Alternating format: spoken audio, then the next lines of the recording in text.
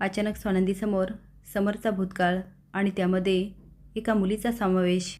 स्वानंदीच्या सांगण्यावरून चिंगीने उतरवला अंशुमनचा माज.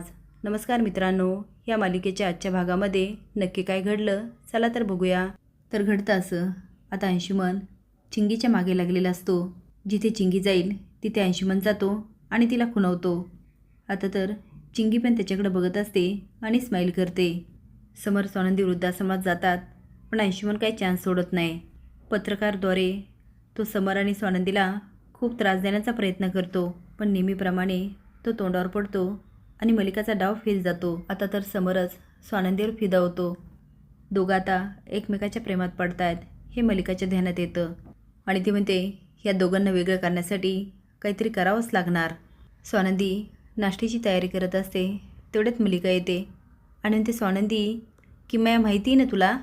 स्वानंदी विचारते, किमया नाही माहिती मला. मलिका म्हणते काय सांगतेस, तुला समरने किमयाबद्दल नाही सांगितलं? किमया समरची खास मैत्रीण, ती इथे येते असा फोन आला होता समरला.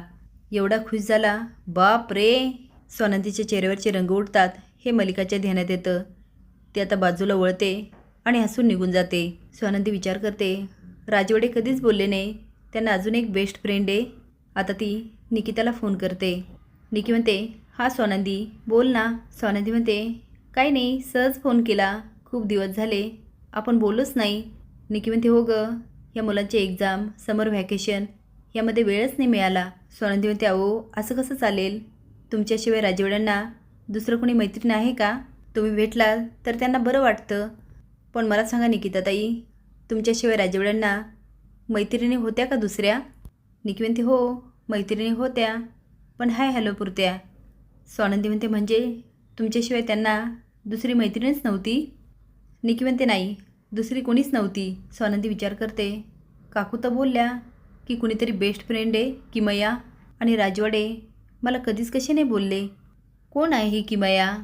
आता स्वानंदी जाते आणि समरला म्हणते गुड मॉर्निंग. समोर म्हणतो गुड मॉर्निंग. स्वानंदी विषय काढत म्हणते काय तुमची बेस्ट फ्रेंड निकिताताई भेटल्या नाही की एवढ्यात? समोर म्हणतो अरे ध्यानाचंच नाही आलं, एवढ्यात डार्लिंग भेटलीच नाही. स्वानंदी म्हणते अच्छा, तुम्ही तुमच्या बेस्ट फ्रेंडला विसरलात. हे कधी होऊ शकतं माहिती आहे का? समोर म्हणतो कधी? ती म्हणती माणसाला जेव्हा दुसरी बेस्ट फ्रेंड असेल ना तेव्हा.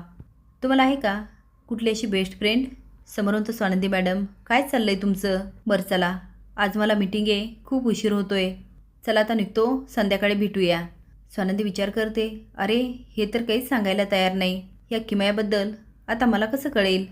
नकळत स्वानंदी बायकोच्या भूमिकेत आलेली असते आणि नवऱ्याची बेस्ट फ्रेंड म्हटल्यावर तिला कुठेतरी जेलेसी होते आणि मनामध्ये उत्सुकता लागते, ही कशी असेल. पण हे सगळं लपून मलिका आणि अर्पिता बघत असतात आणि खुदुखुदू असतात. अर्पिता म्हणते मॉम अगं ही जलस झाली आहे. मलिका म्हणते मला तर हेच हवं होतं, पण अप्पी तुला कळतंय का, बाई नेहमी कधी जलस होते जेव्हा तिचं आपल्या नवऱ्यावर खूप प्रेम असतं ना तेव्हा. म्हणजे स्वानंदी समरवर प्रेम करायला लागली. मला जे नको होतं तेच घडतंय.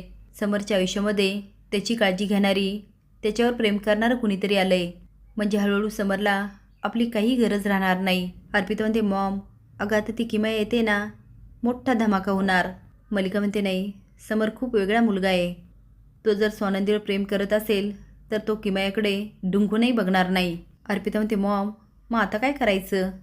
पण इकडे मात्र अंशुमन चिंगीच्या मागे लागलेला असतो आणि चिंगीला आठवतं स्वानंदीचं बोलणं, तू अजून लहान आहेस, तुझं शिक्षण पूर्ण कर आणि ओळखायला शिक, काय बरोबर आहे काय चूक आहे. आता चिंगीला आठवतं आणि ती निघून जाते. अंशुमन म्हणतो हिला काय झालं? आता बघूया कोण नवीन कॅरेक्टर येतं आणि कसं असतं. असेच नवीन अपडेट जाण्यासाठी लाईक आणि सबस्क्राईब करा. धन्यवाद.